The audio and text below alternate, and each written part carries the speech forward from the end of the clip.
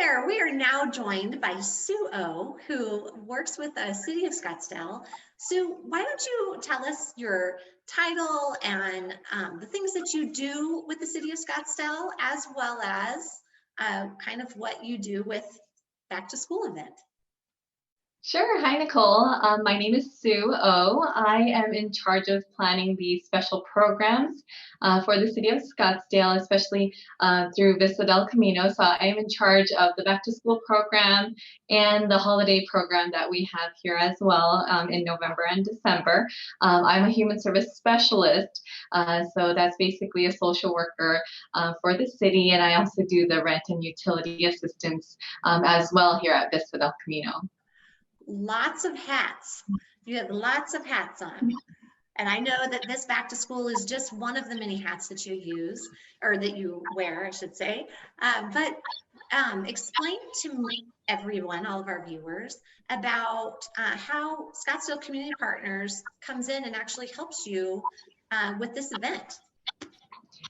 Yeah, so we're really fortunate that we partner very closely with Scottsdale Community Partners.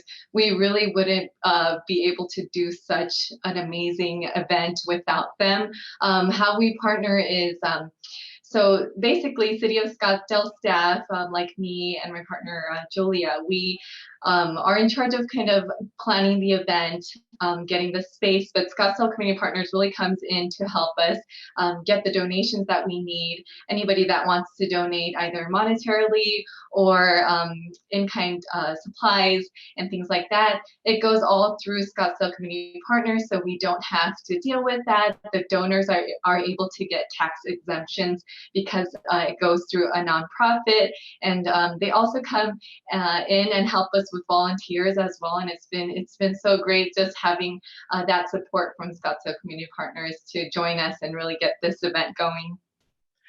And Sue, tell us all, how long have you actually been in charge of this program? Because that's been so yeah. I started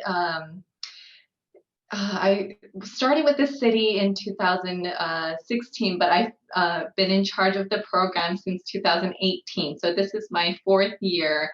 I'm in charge of back to school. 4th year, and probably 2 of the toughest years that we've had. Yes, absolutely. Yeah, why don't you tell everyone about, let's talk pre-COVID and how the event was pre-COVID, and what all you had to do as far as partners, and not just Scottsdale Community Partners, but you brought in all sorts of partners for that. Yeah, so in the first 2 years, actually, we like to have the event at the Scottsdale baseball stadium, which is amazing. It's such a huge area.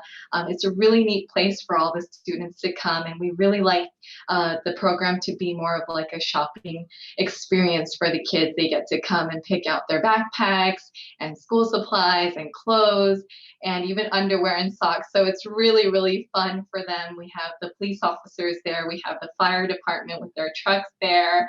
And so we really make it a big event for the students.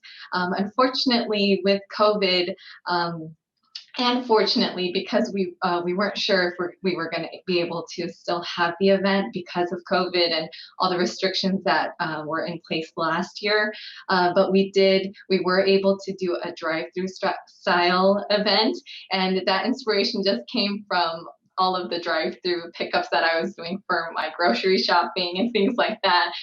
So I was like, if I can go grocery shopping, we can definitely do a drive-through event, and that's exactly what we did. A lot of partners were unable to come to the event because we weren't even allowed to have volunteers at the sites, but they were still a part of the event completely, because all of the partners were able to give us some kind of donation or support. And so they were still involved, they just weren't physically there.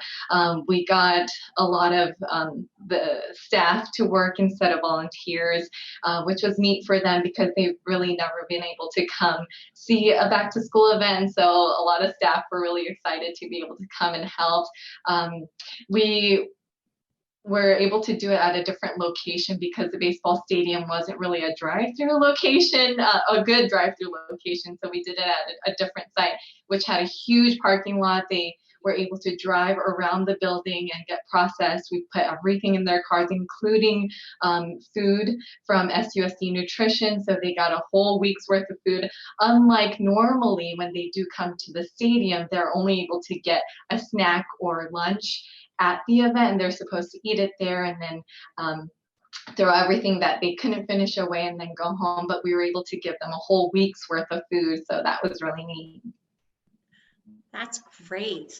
And what about some of our other partners like POSA and let's see what else? Oh, NOAA. I all of a sudden that hit me.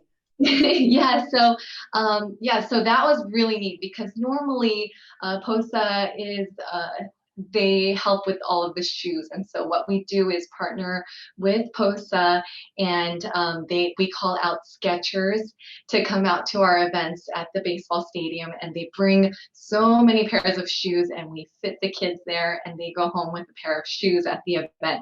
Unfortunately, because of COVID, we weren't able to have that, but we thought about how we can do that. And what we did was create a voucher for the kids, and so we gave every student that was enrolled a voucher, and they were able to take that voucher to the Skechers store and pick out a shoe, pick out a pair of shoes to take home with them. And that was really, really great because we went from, oh no, we're not going to be able to provide shoes, but they went to the store and picked it out themselves. So that was really neat. We really didn't think NOAA would be involved because they normally come and do dental screenings for the students, but they were able to give us dental goodie bags for all the students. So we put that in their backpacks, and they all went home with dental hygiene products and any kind of information that they needed. If they did really need a screening, they were able to go to the NOAA clinic to get that done as well. That is fabulous. Everyone just steps up for sure for this event. How many students do we help? And I know it's been only 4 years, but you've had some huge fluctuations in those 4 years. Yeah, so this is my 4th year, and actually this is the 4th location. So every year it's been a different location for me, and really we're supposed to stick with one location, but a lot of things keep changing. Our goal this year is 1,000, and so when I started 4 years ago, our goal was 1,000, and we did meet that goal. Unfortunately, last year we did have to bring that number down just because of crowd control and things like that. A lot of different things that we weren't able to manage, and so it did come down just a little bit, but we are bringing that back up this year, and so we are ready to serve 1,000 students again this year. That is fabulous. And they're getting, let's see, the library. Oh, what about First Things First too? So First Things First, they provide goodie reading supplies for 0 to 5-year-olds. So usually the students that are enrolled in our program have siblings that don't get anything, and that it's kind of sad, you know, if your siblings are getting a backpack and school supplies and all those goodies.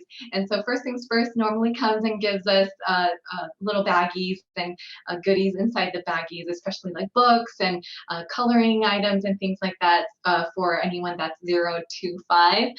They actually joined us last year because we did a drive-through event. They came and brought all of their goodie bags and also provided those for our siblings last year, and they'll be back this year again. Oh, that's wonderful.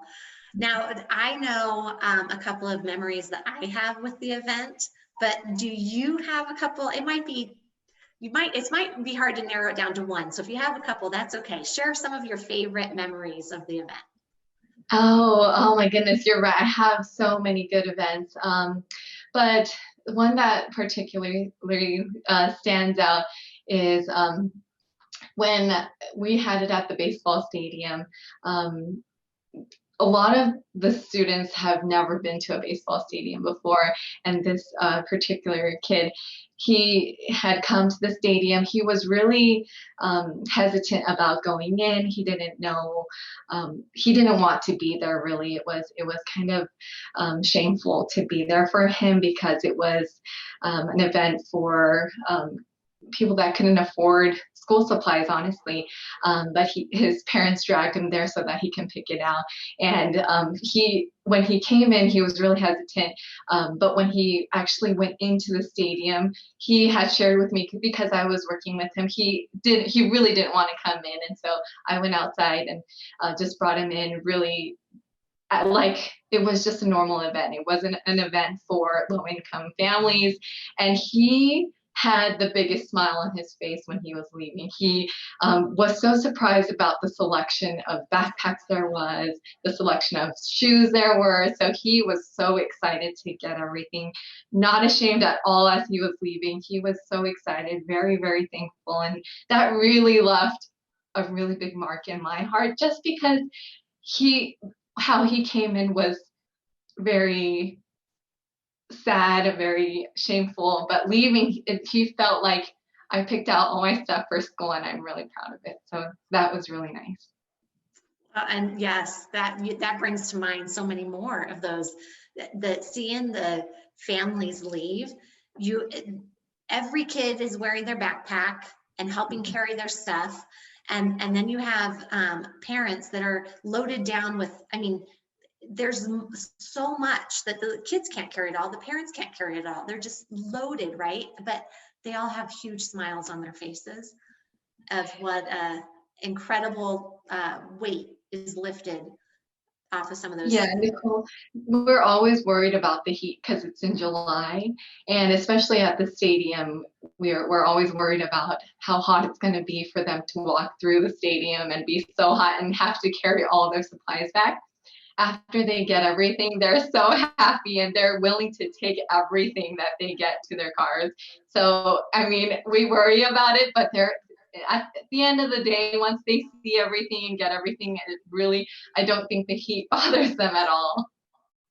Right. It's just, they're filled with pure appreciation at that point. Somehow that heat just kind of seems to go to the wayside. Right. Okay, Sue, so how do we actually find the families that need our help? So anyone who is a Scottsdale resident or going to school in Scottsdale, as long as you're in SUSD school district or a school that is in a Scottsdale address, and within the income level, that's 200% federal poverty level, you are eligible for the program. And it's really, really easy to register for the program now. If anything good came out of COVID, it's how we changed our registration process. We put everything online. So if they go to www.scottsdaleaz.gov and just search back to school, the registration is there. You can upload everything that you need for us to process your registration, and then we'll email you back with a ticket and all the information that they need to come to the event. And that takes a lot of man hours, getting just that part of it done, right? Explain how it was done in the past, and are you going to mix those two in the future? Yeah, so in the past, what we did was they had to call and make an appointment and come down to visit El Camino, or make an appointment with their community specialist at the SUSD schools. They had to bring all of their documents so that we can enroll them, and they have to show proof of income and Scottsdale residency. And then it was a long process, because if they forgot to bring any documents or things like that, they'd have to reschedule their appointment. We'd have a lot of people that missed it because a lot of our families have trouble finding transportation. It is far from their houses, things like that. So it's such a big improvement. And we do plan on keeping the online registration from here on out for all of our programs. And if anybody does need an in-person appointment, we are doing that still right now if they need to come and show us. Some people can't use the online programs. So the community specialists at the schools are able to help them enroll. and they can call Vista and still come in and show us their paperwork, and we can enroll them as well. That is great. That is awesome. Making all those adjustments so we can still service the community and hopefully service as many that need it, right? Absolutely. Yep. All right. Thanks for that info, Sue. Sure. Thank you.